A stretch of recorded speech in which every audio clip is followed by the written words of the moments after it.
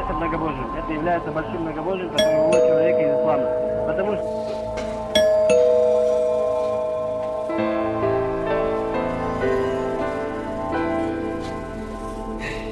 Үйдегілерді істеп жүрген ол. Адасып. О! Ассалаумағалейкум досым. Уағалейкум, қалайсың дос? Аллаға шүкір жақсы. Өзің қалай? Өзгеріп кеткенсің бе? Да? Ақтап кеткенсің бе бір? Ал сен 10 жылда дым өзгермегенсің. Да, біз өзгермейміз. Жүр, қош келдің. Рахмет. Әзірлеп қойдым. Қош көрдік. Үй іші барлығы жақсы ма? Субханалла дос. Сен не? Адасайын дегенсің бе? Түсінбедім. Жүр, саған түсіндірейін. Ал, қош келдің ал. Отыр. Рахмет. Жайғас, тамақтан ал. Бисмилля. Мына сөзің жаңаға ісіңе сай келмей қалды ғой, дос. Түсінбедім. Не прикол ма, немене? Дос, дін саған прикол емес. Әрине прикол емес. Жаңағы ісің бұл ширк. Ата-бабамыз адасқан. Ал, жатқан сыпырғышты көтеріп қойса не болыпты ал? Бірдеме болды ма не? Иә? Сыпыратыны майсық болады. Сол үшін ба тек? Әрине. Айта берсең көп қой. Мысалға, дастархан баспа дейді ал. Басса не болыпты ал? Бір нәрсе бола ма не? Жоқ, енді лас болып қалады ғой басса. Немесе аяғын таза болған өзінде де біреудің тәбеті бұзылуы мүмкін. Сол үшін ба тек? Әрине. Ал мысалға, түнде тырнақ алма дейді. Аха. Болмайды дейді. Дінде ондай жоқ. Дәлелің бар ма десең үндемейді. Енді бұл әдеп болғаннан кейін дінде көрсетілмеген. Қалып кеткен әдептер ғой ол досым. Қалай? Енді ойлаш, кезінде түнде қазіргідей свет болған жоқ, жарық болған жоқ. Сол үшін жарық кезде тырнақтарын алған.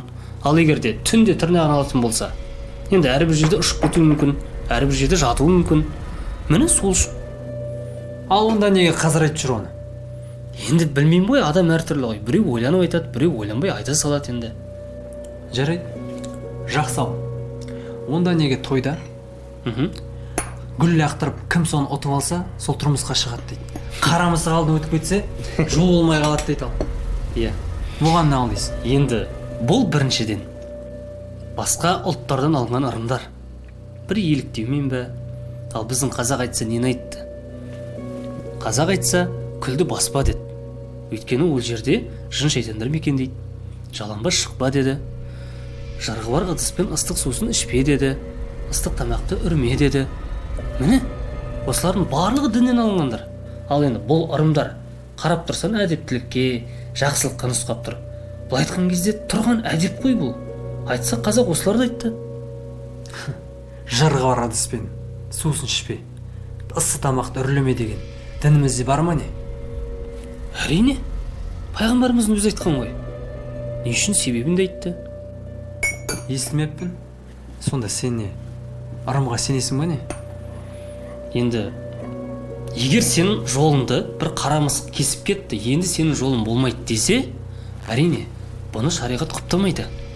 Ал егерде бір кісі өзінің ұлын бір Омар секілді батыр болса екен, осы адамға ұқсаса екен, осындай болса ғой деп ырымдап ұлының есімін қоятын болса, онда оның айыбы жоқ.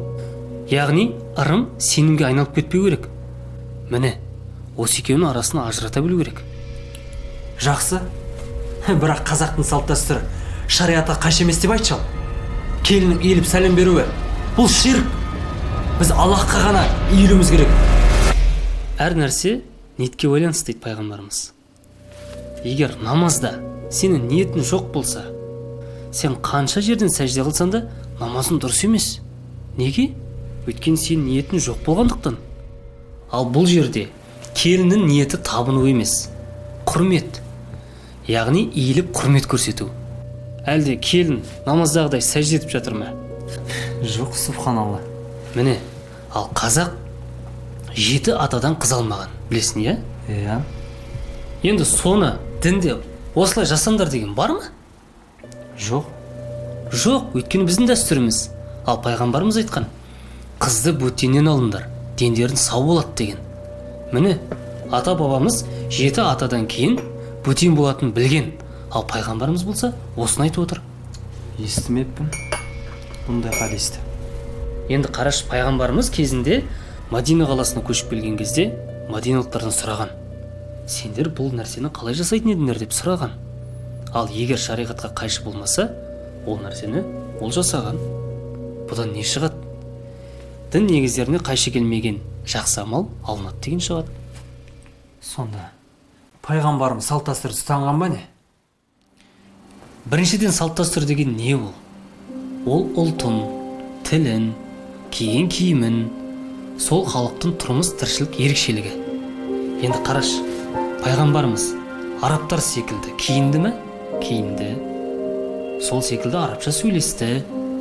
Олардың істеген кәсіптерін істеді, жегенін жеп, ішкенін ішті.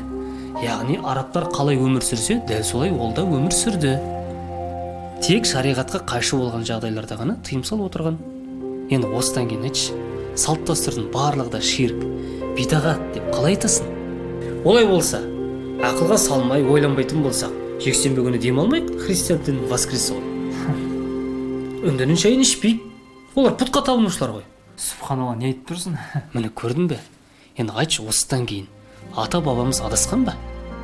Жаңа керемет әдептер, жеті атадан қыз алмау деген тазалық, сәлем беріп құрмет көрсету, осылардың барлығы ширк па?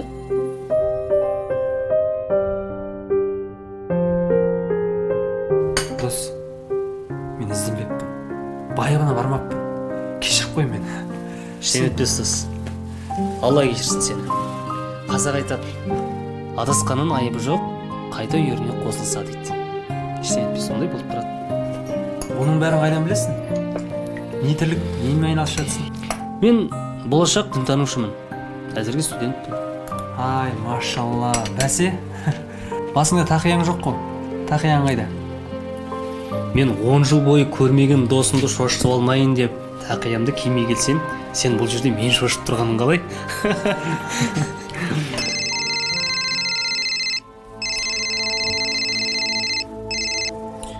Уағалейкум ассалам, ахи. Жо, бара алмаймын. Уақытым жоқ. Жақсы. Тасташ, бәрін қойш. Кел одан да, шай ішейік. Үндін шайы ма?